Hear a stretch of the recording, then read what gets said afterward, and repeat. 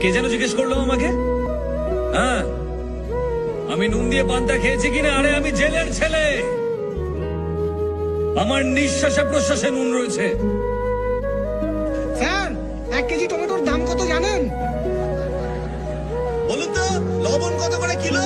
নুন দিয়ে পান্তা ভাত খেয়েছেন?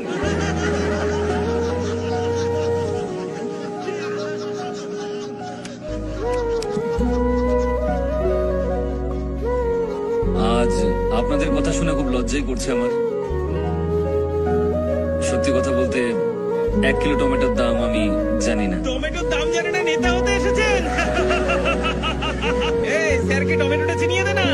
স্যার একবার এই টমেটোটা দেখে নিন। আরে, এই, এই, এই, আরে,